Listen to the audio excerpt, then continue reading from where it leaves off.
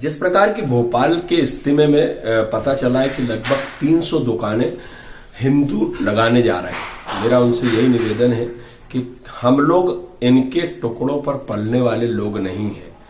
अस्सलामुअलैकुम मेरे दोस्तों, खुश रहिए, आबाद रहिए।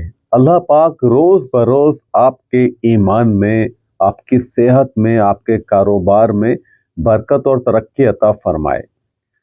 मेरे दोस्तों, बड़ा ही ज़बरदस्त मौजू लेकर आपके सामने आया हूँ। तबलीग जमात ने एक बार फिर से ये बात साबित कर दी है कि वो एक ऐसी जमात है जो तमाम धर्म के लोगों से सिंपैथी रखती है, यानी कि मोहब्बत रखती है। तबलीग जमात ने हमेशा आगे बढ़ चढ़कर लोगों की भलाई के कामों में हिस्सा लिया है। आपने देखा होगा, जिस वक्त कोरोना में लोगों की जिंदगी हलाक हो रही थी और लोग मौत के मुंह में जा रहे थे, परेशान थे, इधर उधर भटक रहे थे, सोच रहे थे कि हमारी जिंदगी किस तरह से बचेगी। ये जमात थी जिसने लोगों को अपना कीमती प्लाज्मा देकर लोगों की जान बचाई। खैर, वो पुरानी बात है, आप सभी ने देखी और सुनी है। नई बात क्या है तबलीग जमात की, मैं आपको बता रहा हूं।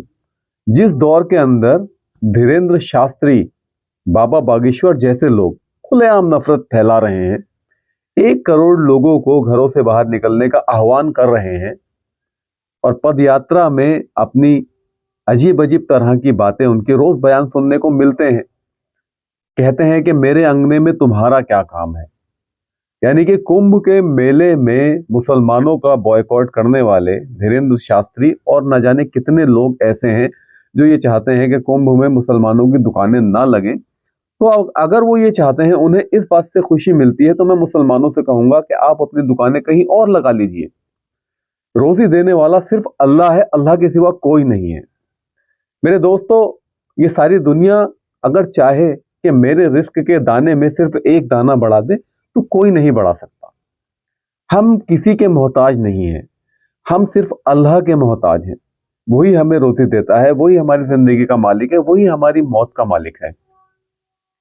तमाम कायनात पर सिर्फ अल्लाह की हुकूमत चलती है। ये मानने वाला मुसलमान ईमान वाला सच्चे ईमान पर कायम है, और जिसे जरा सा भी शक है वो ईमान में है ही नहीं, मिलावट है उसके ईमान में।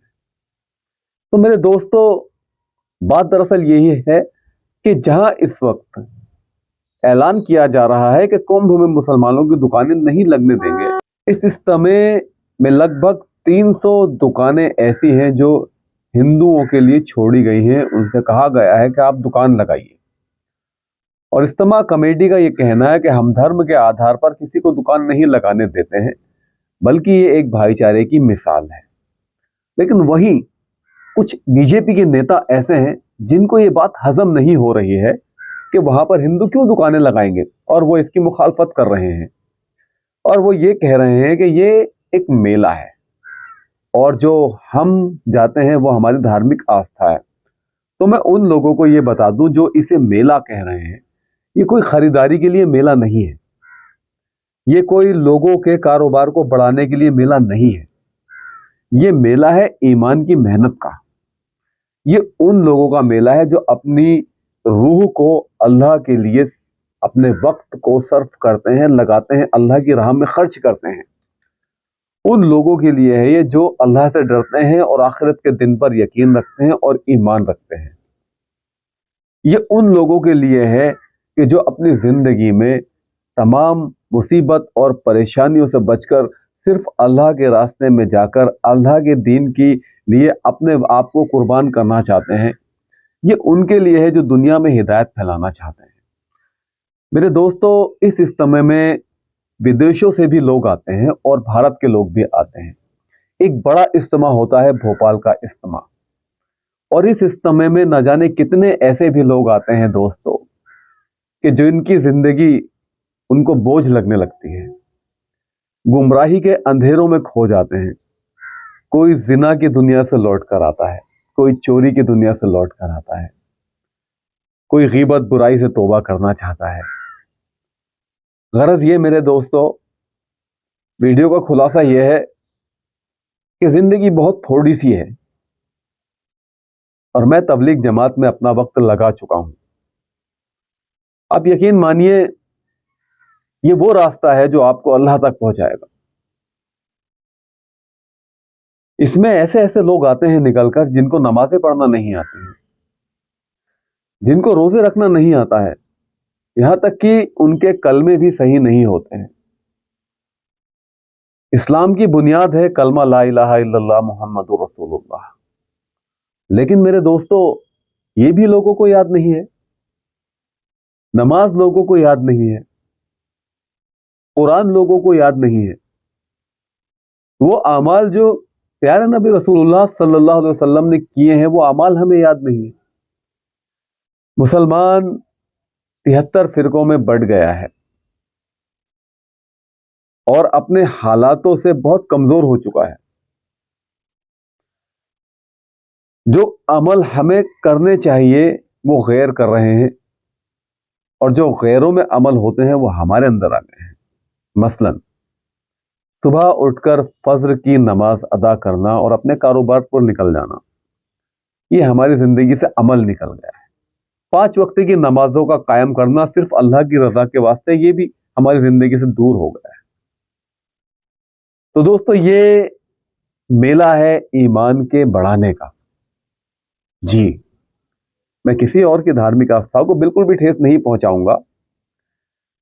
ٹھیک ہے کمبھ میں آپ کی آستھا ہے، لیکن اس کمبھ کے اندر جو بیچارے غریب مسلمان اپنا کاروبار کرنے جایا کرتے تھے وہ آپ کو فائدہ ہی پہنچاتے تھے، کاروبار کرتے تھے، جو ضرورت کی چیزیں تھیں وہ ان سے آپ خریدا کرتے تھے، لوگ خریدتے تھے.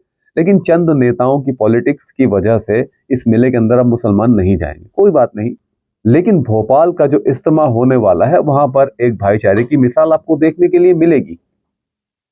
ہندو مسلمان ایک دوسرے کے برابر میں دکانیں لگائیں گے، اور وہ بھی 300 اسٹال لگنے ہیں بھوپال میں.